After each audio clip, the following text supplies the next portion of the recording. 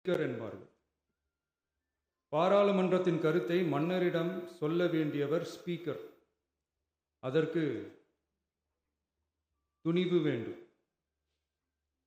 சில பணிகளை செய்வதற்குத்தான் பாராளுமன்றத்தின் அனுமதி வேண்டுமே தவிர அந்த ராஜ்யத்தில் உள்ள எந்த பிரஜைக்கும் மரண தண்டனை விதிக்கும் அதிகாரம் மன்னருக்கு உண்டு.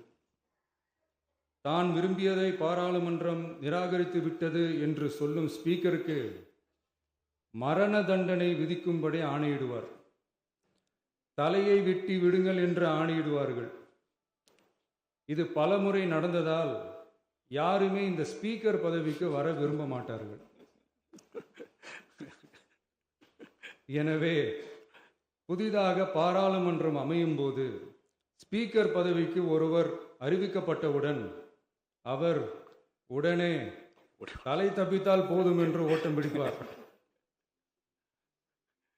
அணை முன்னவரும் எதிர்கட்சி தலைவரும் அவரை தடுத்து நிறுத்தி அவர் கைகளை பிடித்து இழுத்து வந்த ஆசனத்தில் அமர வைப்பார்கள்.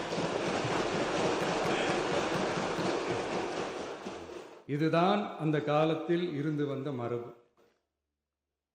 ஜனநாயக முறை ஏற்பட்ட பிறகும் இம்மரபு தொடர்கிறது.